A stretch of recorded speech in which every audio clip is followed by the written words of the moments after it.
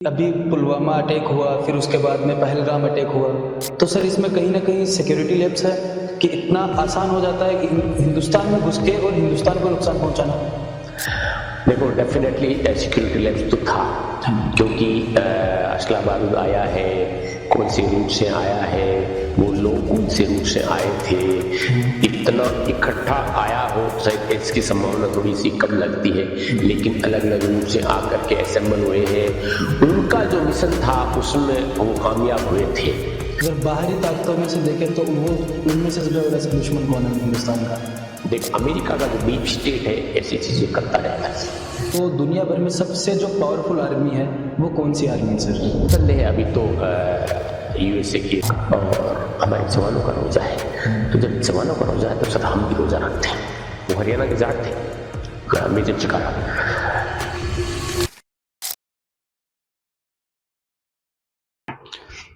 तो सर आज के समय में अगर हम देखें तो देश का सबसे बड़ा दुश्मन कौन है?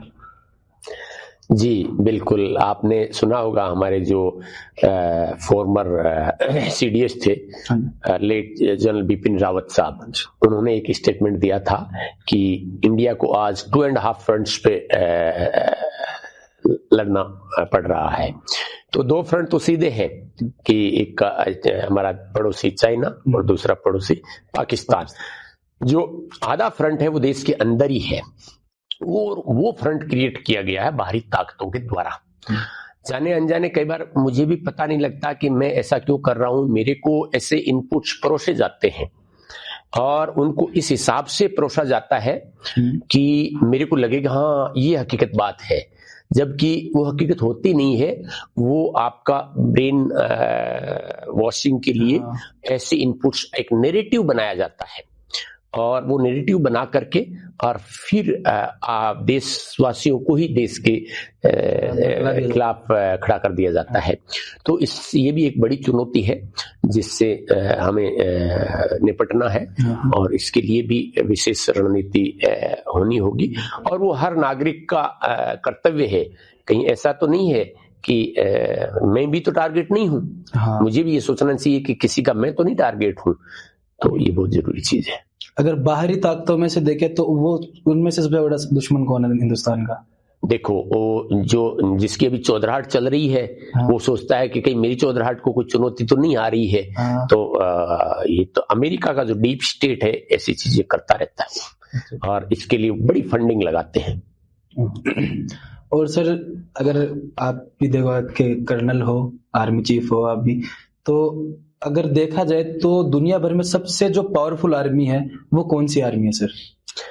देखो, निसंदेह अभी तो यूएसए की आर्म फोर्सेस वही है सबसे पावरफुल। दुनिया में उनके सैकड़ों बेसेस है और सबसे बड़ी तो वही है। और अगर अपनी आर्मी को भी पावरफुल करना हो तो क्या क्या प्रकरण करने पड़ेंगे? बहुत बढ़िया सवाल है आपका। टेक्नोलॉजी का जमाना है, आर्टिफिशियल इंटेलिजेंस का जमाना है। उसका थोड़ा सा रूप हमने ऑपरेशन सिंदूर में देखा था कि हमारी फोर्सेस वाकई में जबरदस्त काम कर रही है और हमारी जो डेवलपर्स है जैसे डीआरडीओ और हमारे कई प्राइवेट कंपनीज एचएल और ऐसे, आपको मैं बताऊं हमारे ऐसे ऐसे स्टार्टअप्स हैं जो इतने शानदार ड्रोन्स बना रहे हैं और इतनी शानदार डिफेंस की टेक्नोलॉजी बना रहे हैं। और ये गतिविधियां अगर 2 दशक पहले ही शुरू हो जाती तो भी आज हम बहुत शानदार लेवल पे होते। फिर भी हम आम नागरिकों को हम ये पता नहीं है। हमारे जाबाज बहुत अच्छा काम कर रहे हैं जो आईआईटीएंस और अलग अलग फील्ड में लगे हुए हैं। डिफेंस के मामले में वो जबरदस्त काम कर रहे हैं और आज के जमाने के अनुसार technology and man behind the machine, जो सोल्जर है वो भी, दोनों ही बराबर की जरूरत है और दोनों में अच्छा काम चल रहा है। मेरा बेटा फौज में ही है, तो जब छुट्टी आता है तो हमारी बहुत सारी बातें होती है। उसमें ये बता रहा था, पापा हमारे पास में वेपन्स, इक्विपमेंट्स और ऐसी ऐसी चीजें आ रही है, जबरदस्त है, बहुत ही बढ़िया है और आगे के हिसाब से जबरदस्त तैयारियां चल रही है। और सर आपको अगर डिफेंस से जुड़ा हुआ एक कड़वा सच बोलने की अगर आपको छूट हो तो वो क्या होगा सर? डिफेंस से जुड़ा हुआ कड़वा सच कई बार हो सकता है कि मेरी नजरअंदाजी हो गई होगी, हाँ। या मुझे ऐसा लग सकता है कि मेरे साथ में सिस्टम ने फेयर नहीं रहा, ऐसा हो सकता है। मेरे को तो ऐसा कभी लगा नहीं, हालांकि मैं तो स्वैच्छिक सेवानिवृत्ति लेकर के आया, मेरे तो आगे के प्रमोशंस वगैरह सही थे, लेकिन जो सिस्टम है फौज का, इवन प्रमोशंस का और ट्रेनिंग का, वो सारा ही अच्छा है, इसमें कोई दोहराए नहीं है। लेकिन कई बार कई जगह कोई व्यक्ति विशेष का ही मामला हो सकता है, सिस्टम का वो नहीं है। सपोज मैं कर्नल हूँ इंडियन आर्मी का और मेरी यूनिट कमांड कर रहा हूँ, अब मुझे मेरी महत्वाकांक्षा है, और महत्वाकांक्षी होना गलत नहीं है, आपको काम करना चाहिए, लेकिन मैं काम के अलावा मैं मेरी अथॉरिटीज का मिसयूज करता हूँ क्योंकि मुझे मेरे बॉस को खुश रखना है, तो उसमें अगर मैं वाया मीडिया रूट अपनाता हूं तो वो थोड़ा सा गलत हो सकता है। बाकी आर्मी का तो सिस्टम बहुत जबरदस्त है, जो टैलेंट है वो उभरेगा, प्रतिभा उभरेगी, इसमें कोई डाउट नहीं है।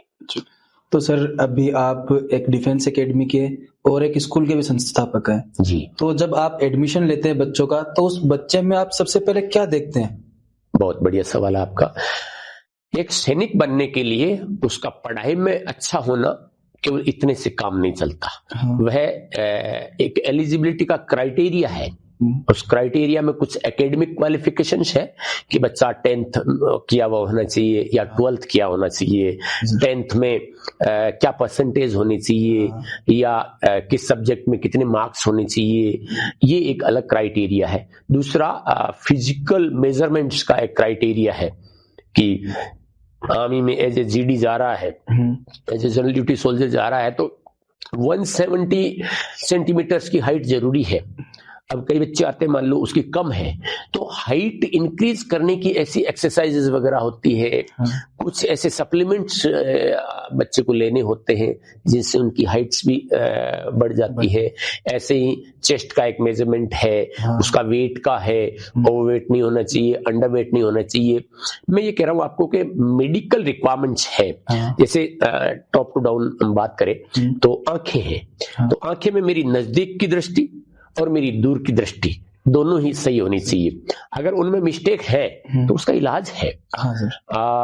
अगर मेरा convergence, both the eyes should converge on A one point, तो उसमें भी अगर मिस्टेक है तो उसकी भी प्रैक्टिसेस वगैरह है।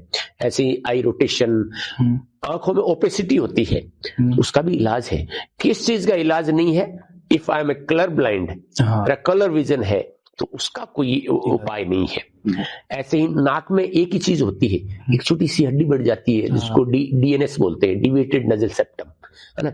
ऐसे ही आपके दांतों के 28 पॉइंट होने चाहिए, दांतों की मतलब ओपन बाइट नहीं होनी चाहिए। कुदरती रूप से हमारे दांत, ऊपर वाले दांत होते हैं वो आगे होते हैं और नीचे के दांत अंदर होते हैं।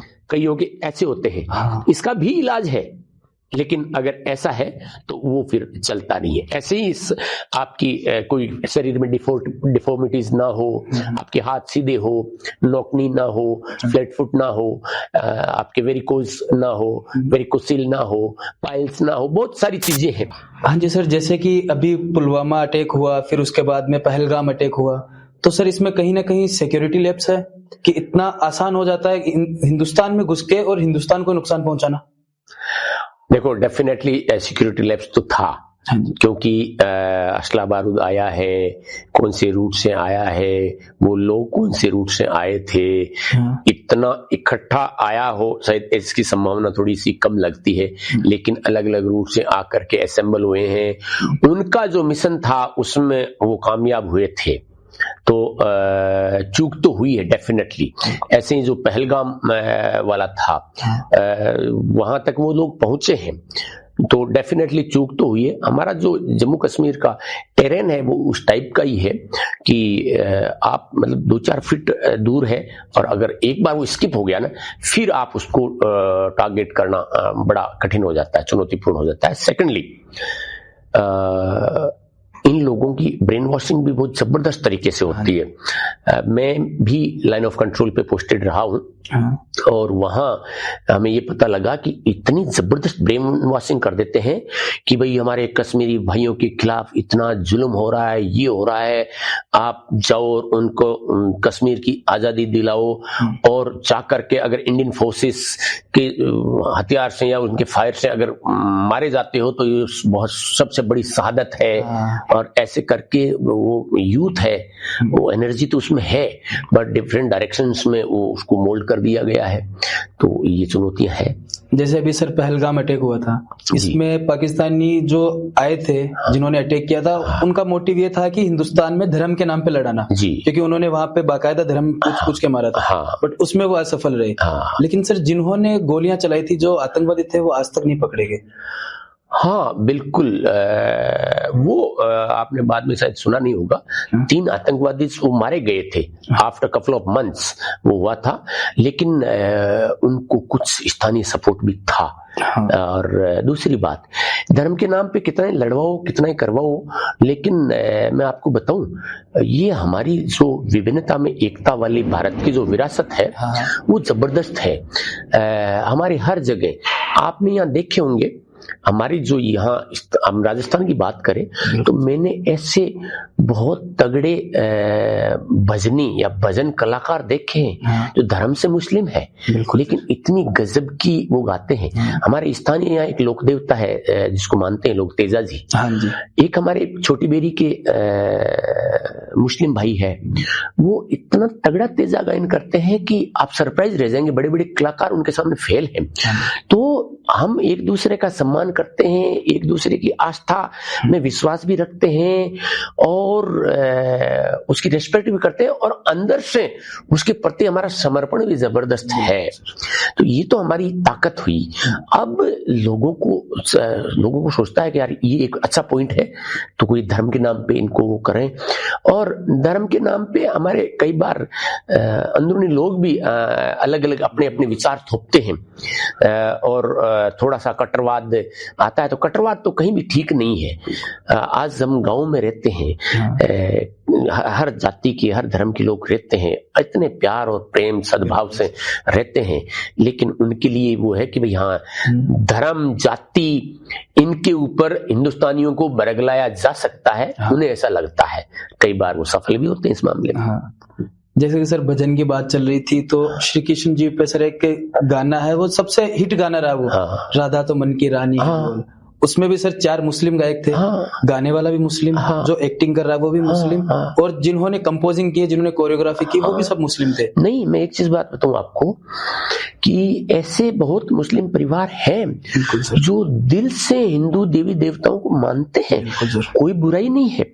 मैं कहता हूं कि हम भी मानते हैं कि भाई अपन नाम, हमारी आस्था या हमारी सिस्टम पद्धति अलग है, बाकी उस ऑलमाइटी में तो हमारा सबका ही विश्वास है। बिल्कुल सर। ऐसे उदाहरण आपने भी देखे होंगे कि किसी मुस्लिम परिवार का बच्चा या किसी भी स्कूल में पढ़ रहा है, स्कूल का कोई एनुअल फंक्शन है या उसमें हमारी संस्कृति उसके हिसाब से बच्चों का कोई प्रोग्राम है, तो वो महिला अपने बच्चे को इतने प्यार से तैयार करती है, कृष्णा बनाती है या कोई भी दूसरा जो भी रोल है, बड़े प्यार से अपनी गोद में बुर्का लिए हुए अपने पहनावे में जाकर के उसको बड़े प्यार से वो करते हैं। तो हमारा कितना मतलब रिच विरासत है हमारी, लेकिन लोग टारगेट करते हैं।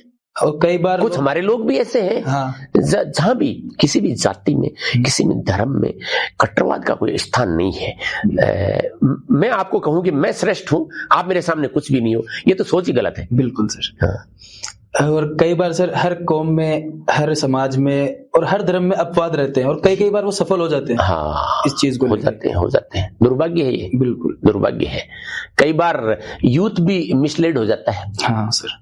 और जैसे सर अभी धर्म की बात चल रही है जी, तो सोशल मीडिया का कितना इम्पैक्ट पड़ता है सर? सोशल मीडिया के प्लेटफॉर्म को जितना यूज किया जाता है, यूज 5-10% भी नहीं किया जाता, और मिस यूज इसका इतना ज्यादा हो रहा है, कहीं ना कहीं या इस समाज को सोचना चाहिए। सरकारों का पता नहीं बाध्यता होती होगी या मुझे नहीं पता, लेकिन आप और हम और सारे लोग हैं, अगर कोई ऐसा अपना जान पहचान वाला कोई ऐसा सोशल मीडिया पे लिखता है तो सबसे पहले हमें उसको टोकना चाहिए, हाँ, है ना, और उसको समझाना वो मिसगाइडेड है तो उसको सही रास्ते पे लाना भी हमारा ही धर्म है।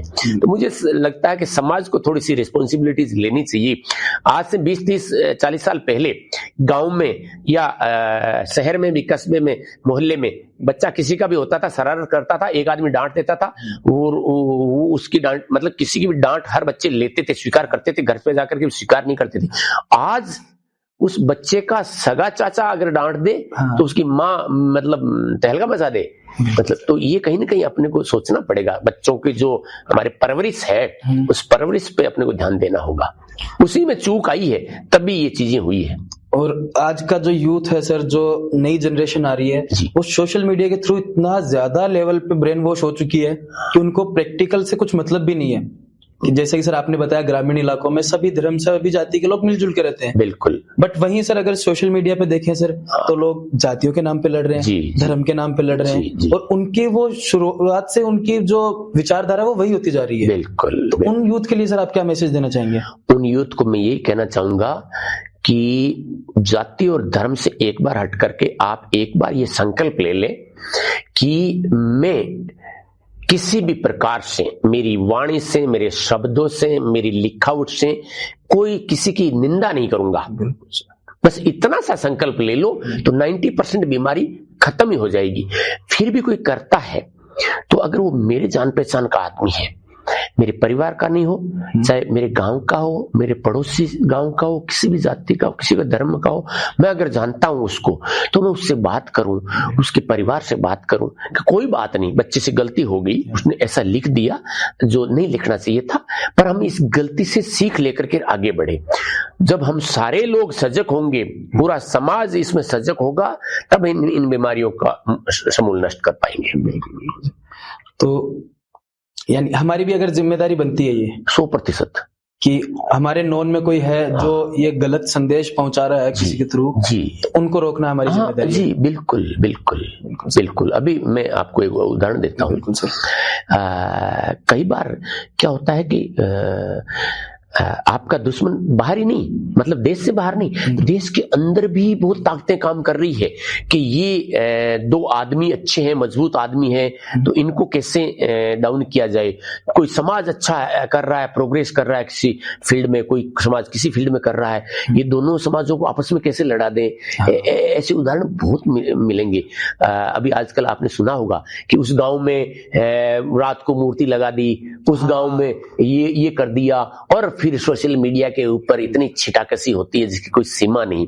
सामी करके गांव है अभी सीकर में, धौद पंचायत समिति के अंदर, तो वहां पे राव शेखा जी की मूर्ति का कोई मामला चला, और उसके बाद में किसी एक वर्ग ने प्रेस कॉन्फ्रेंस किया, उन्होंने बोला अब एक वर्ग था जो शिक्षाविद थे दो, उनको टारगेट किया गया कि इनकी स्कूलों में हमारे समाज के बच्चों को मत भेजो ये।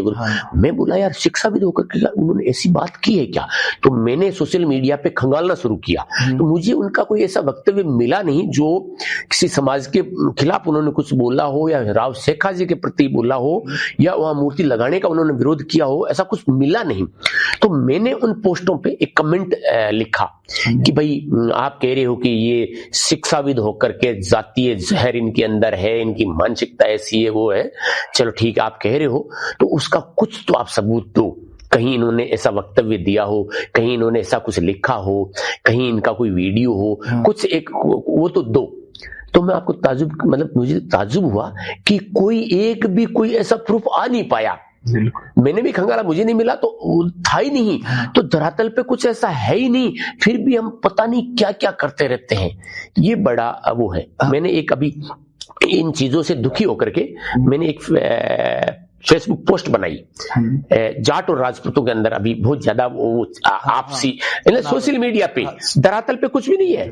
धरातल पे हम सारी जातों की और सारे धर्मों के लोग बहुत अच्छी तरह से रह रहे हैं, और आपसी सद्भाव, प्यार, प्रेम, आपसी रिश्ते, धर्मेला, सब कुछ बहुत अच्छा है।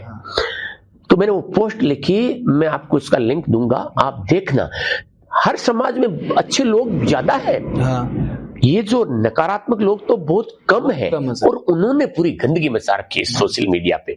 तो ये जो अच्छी, जब किसी समाज में गलत एक्टिविटी ज्यादा होती है या अपराध ज्यादा होता है, तो जो अच्छे लोग हैं वो अपनी आंखें मूंद लेते हैं, वो अपना फीट घुमा लेते हैं, तो उसकी वजह से उनका दुस्साहस बढ़ता है। ये जो सोशल मीडिया पे ऐसे कर रहे हैं, इनको रोका नहीं गया तो इनका तो दुस्साहस बढ़ेगा ही, तो वो पूरे समाज को घाटा है, समाज का सद्भाव खराब कर रहे हैं ये लोग। हर व्यक्ति का, हर नागरिक का ये कर्तव्य है कि उनको टोका जाए, उनको रोका जाए, उनको एक्सपोज किया जाए। बिल्कुल। जैसे कि सर जाति समाज की बात चल रही है, तो अभी कुछ चंद दिनों पहले ही हमारे कुचामन में एक सर्व समाज सम्मेलन हुआ था, वाल्मीकि समाज जी, जिनमें रामनिवास जी पोषक ने एक बहुत अहम भूमिका निभाई। वाल्मीकि समाज की बेटी का उन्होंने कन्यादान किया, और जो भी पूरा मैनेजमेंट वगैरह था सब उन्होंने अपनी देखरेख में कर जी जी जी। तो उन्होंने काफी अच्छा संदेश दिया था पूरे प्रदेश भर में कि जाति से ऊपर भी कई चीजें हैं, बहुत ज्यादा। मैं बताऊं आपको, जो आदमी अग्रणी है, अग्रणी का मतलब साधन संपन्न है, सोच से अच्छा है, या कोई समाज अग्रणी है और साधन संपन्न है, तो उनका ये नैतिक दायित्व बन जाता है कि हमारे जो भाई ऐसे समाजों से हैं जो वर्ग वंचित वर्ग रहा हुआ है, उस वर्ग को मौका नहीं मिला, अवसर नहीं मिले, शिक्षा नहीं मिली, तो उनको हमें साथ लेकर के चलना चाहिए, उनको हर साइड से सपोर्ट करना चाहिए, उनकी शिक्षा में, उनकी पढ़ाई में, जैसे शादी समारोह है उसमें, यही तो इंसानियत है। फिर और हुआ क्या, पशु में इंसान में यही तो फर्क है। अगर हम एक चीज अगर अपने अंदर कायम कर लें कि राष्ट्र परमो धर्म, बिल्कुल, राष्ट्र सबसे बड़ा धर्म है, तो सर ये जातिवाद, धर्मवाद सब कुछ होना शायद बंद हो जाएगा सर। मैं तो एक चीज कहता हूँ कि हमें तो एक चीज सिखाई जाती है कि सैनिक तुम्हारी जाति है और राष्ट्र तुम्हारा धर्म है।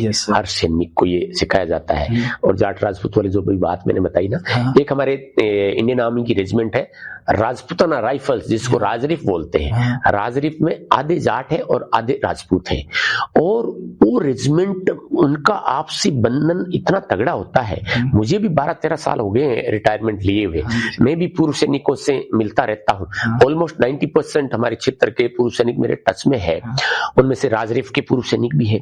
जब भी छोटे से छोटा फंक्शन होता है ना, स्वामणी, कोई छोटा मोटा, तेजा दशमी आई धोख दिया, वो छोटे छोटे फंक्शंस पे वो पूर्व सैनिक जो राजरीफ में थे इकट्ठे, कोई जाट है, कोई राजपूत है, कोई कायम खानी है, सब इकट्ठे होते हैं, मिलते हैं अपने खुशी में, गम में। तो बहुत तगड़ा है। अगर राष्ट्रीय एकीकरण का अगर कोई उदाहरण आपको देखना है तो that is Indian armed forces. Bharat की जो सेना है ना, उसमें जो नेशनल इंटीग्रेशन है, मैं आपको एक छोटा उदाहरण और देता हूँ। हम लाइन ऑफ कंट्रोल पे पोस्टेड थे रजौरी सेक्टर में, और उस समय ऑपरेशन पराक्रम का समय था। और ऑपरेशन पराक्रम का मतलब ऐसा था कि इंडियन आर्मी अटैक करेगी, तो लोग अटैक की तैयारियां करते हैं, रेकी करते हैं। तो एक यूनिट की टोली आई हुई थी, 6 ग्रेनेडियर्स की टोली रेकी करने हमारी यूनिट में। दोपहर का टाइम हो गया, तो वो उनके ऑफिसर थे मेजर साहब, हम बोले चलो मेस में चलते हैं। तो वो गर्मी का समय था, तो मेस वाले जो लड़का जो काम करता है उसको हमने यही बता रखा था कि बेटा पानी पिलाने की जरूरत नहीं, आप तो सीधा नींबू पानी ले आया करो, क्योंकि गर्मी थी तो नींबू पानी वगैरह। तो वो लड़का नींबू पानी लेकर के आया। तो हमारे सीओ थे कर्नल साहब, मैं भी उस टाइम मेजर था, वो मेजर साहब। तो जो अतिथि आया हुआ चाहे किसी रैंक का है, वो ही सबसे पहले उसी को सर्व करते हैं। तो मेजर साहब को वो तो उन्होंने मना कर दिया। तो हमने बोला कि नींबू पानी है? बोला नहीं सर। बोला आप नींबू पानी भी नहीं पीते गर्मी में? सर रमजान चल रहा है और हमारे जवानों का रोजा है, तो जब जवानों का रोजा है तो सर हम भी रोजा रखते हैं। वो हरियाणा के जाट थे, major Chikara, God bless his soul, he is no more. शहीद हो गया देश के ऊपर, और वो मेरे मित्र भी थे। तो फिर हमने क्या डिसाइड किया, यार आपके जवान हमारे यहाँ आए हुए हैं और आज वो अन्न जल कुछ ले नहीं रहे हैं, तो भाई हम भी नहीं लेंगे। हमने मेस वाले को बोला कि भाई रहने दो खाना खुना, हम नहीं खाएंगे। सो दैट इज द मतलब example of A national integration. एक दूसरे की जो आस्था है उस पे हम कितना विश्वास करते हैं। ये जो कड़ा मैंने शौक से नहीं पहन रखा, मैं सिख रेजिमेंट का सैनिक हूँ, और सिख रेजिमेंट में एक सिख के लिए 5 चीजें होती है तो उसके शरीर पे वो धारण करता है। तो मैं 5 तो नहीं कर सकता, पर मैं एक चीज धारण करके रखूं, ये है। तो मतलब हमें हमारी फोर्सेस से सीखना चाहिए, इस समाज को सेना से सीखना चाहिए। तो जैसे सर अभी इतनी देर हमारी बात चल रही थी देश विदेश के मुद्दों पे, पुलवामा अटैक पे, तो सर जैसे पुलवामा अटैक हुआ, तो उस टाइम एज ए ऑफिसर आपका क्या पॉइंट ऑफ व्यू रहता है? बदला, सब्र या फ्यूचर की तैयारी? नहीं, उसमें 2-3 विचार ये होते हैं कि एक तो कहीं चूक हुई है, हाँ, तो मैं मेरे सिस्टम में ऐसी चूक ना होने दूं। मैं और मेरे जवान जहां भी है, हम ऐसी क्या मतलब पॉलिसी अपनाएं या उस चीज को इम्प्लीमेंट करें कि ऐसा सिक्योरिटी लैप्स दोबारा ना हो।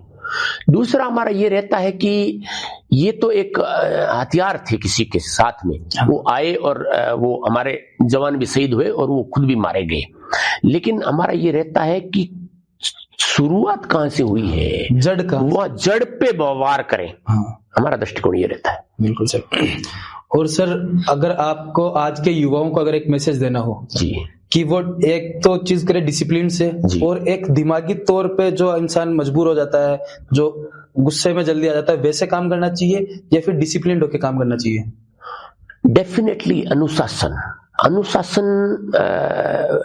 जीवन की बुनियाद है। आपकी अगर स्किल्स कम भी है लेकिन आप वेल डिसिप्लिन्ड है, आपसे ज्यादा स्किल्स वाले से आप अच्छा आउटपुट दोगे।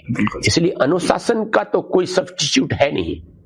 बिल्कुल। और सर जब एक सैनिक है उसको सबसे ज्यादा डिसिप्लिन कब रहना पड़ता है, इंतजार में या एक्शन में?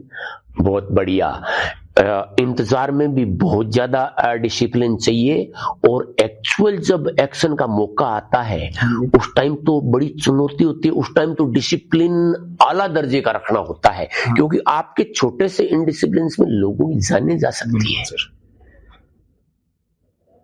और सर जैसे कि यूथ की बात चल रही है और जो आने वाली जनरेशन उस पर बात चल रही है, तो सर आज आप सबसे बड़ी चुनौती क्या मानते हो? जो लड़ाई सीमा पर हो रही है वो, या मोबाइल स्क्रीन पे जो आज की जनरेशन लड़ रही है वो?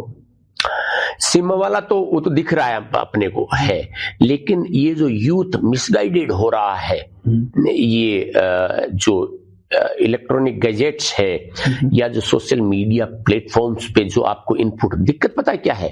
ये जितने भी सोशल मीडिया प्लेटफॉर्म्स है, इनका एक अपना एल्गोरिदम होता है। तो आपने एक टाइप की कोई चीज देखा और उस पर 4, 5, 7 सेकंड का फोकस किया, तो आपको वही वो परोसा जाएगा।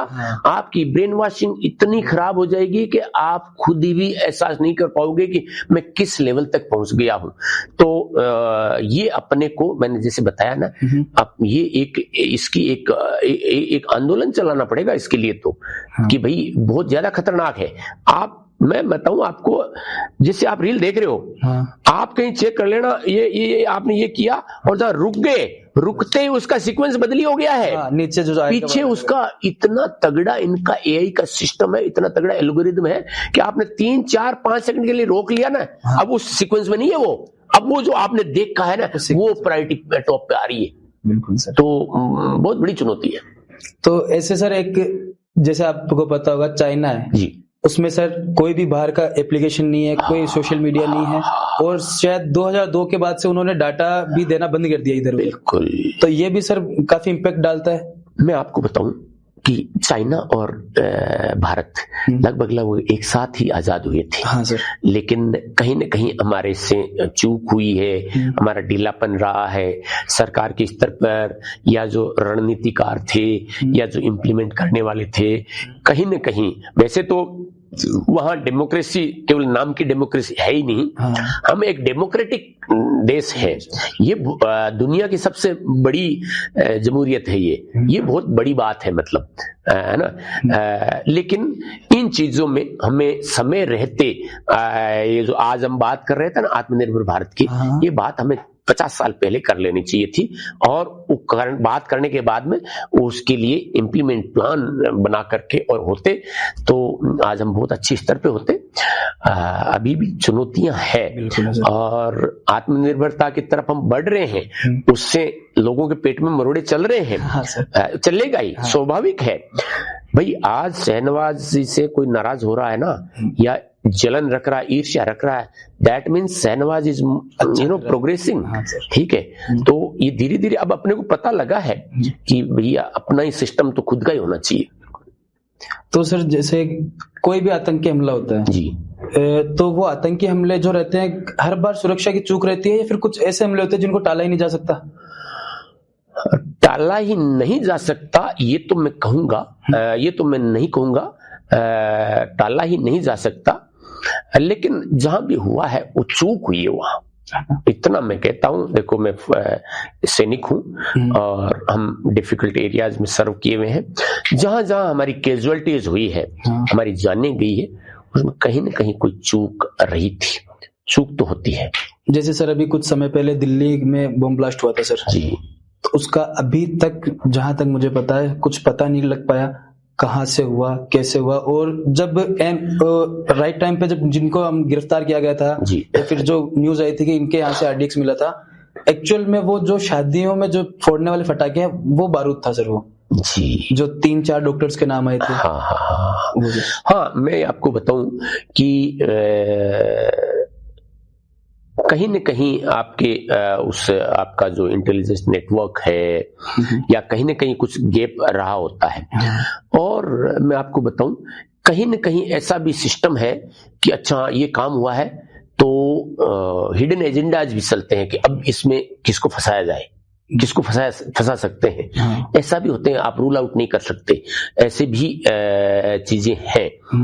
और कई बार ऐसा भी हो जाता है, ये भी संभव है कि मैं खूब पढ़ लिख गया हूं और अच्छा मतलब अच्छे लेवल पे हूं, लेकिन मेरी कहीं न कहीं ब्रेन में कोई एक कीड़ा किसी के थ्रू डाल दिया गया है, उसका मेरे को भी नहीं पता लगा, और मैं उसके हिसाब से भी चल रहा हूं, ऐसा भी हो जाता है।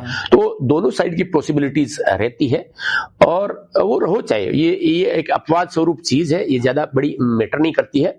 मैटर क्या करती है कि जैसे अभी आपका जो सिस्टम है, जैसे आपकी इंटेलिजेंस एजेंसीज वगैरह है, ये प्रोफेशनली काम कर रही है, और हर चीज को एक नई वो चीज लेकर के और क्या कर सकता है आपका दुश्मन है, वो उसके और क्या प्लान हो सकते हैं, कहां से अपने को सरप्राइज दे सकता है, उस पे ऊपर काम कर रहे हैं। बट डेफिनेटली कोई भी सुरक्षा चूक है तो वो चूक है, चूक होकर के, और उस पर पूरा चिंतन मंथन, उसके ऊपर पूरा रिसर्च होकर के आगे बढ़े, ताकि ऐसी चूक दोबारा ना हो, ऐसी या इसके से अलग टाइप की कोई चूक ना हो दोबारा। तो सर आज अगर हम सबसे बड़ा दुश्मन अगर हिंदुस्तान का माने तो वो कौन है सर? बिल्कुल, देखो मैं बताऊं आपको, एक हमारे आर्मी चीफ थे, CDS थे, उन्होंने एक सही स्टेटमेंट दिया था, पहली बार उनके मुंह से वो सुनी गई थी कि देश आज 2.5 फ्रंट्स पे चुनौती आ रही है।